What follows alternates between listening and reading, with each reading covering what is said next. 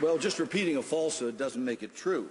Most Canadians are seriously troubled about not having enough to live on in their retirement.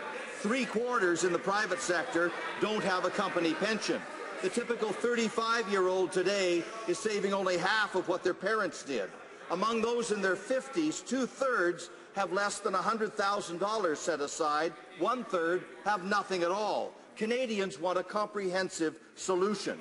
Will the government take the advice of the late Jim Flaherty and begin a modest, phased-in, fully funded expansion of the Canada Pension Plan? Right. The Honourable Minister of Employment. Mr. Speaker, the Liberal Party has confirmed that it wants to impose Kathleen Wynne's proposal for a new payroll tax on Canadians.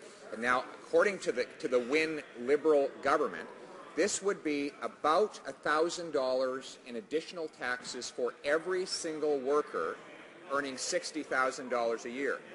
Worse yet, the small business employing that worker would have to match that new tax. This Canadian Federation of Independent Business says that businesses would lay people off, cut wages, and some would even close their doors. The Honourable Member for Wascana.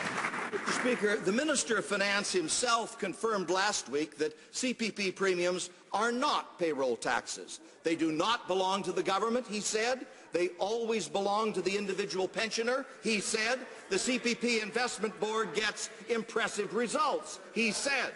So this finance minister must agree with the late Jim Flaherty, who reported, quote, strong support for the Canada Pension Plan and the central role it plays in our government-supported retirement income system, unquote. Why not work with the provinces on a strong, comprehensive CPP? The Honourable Minister of Employment.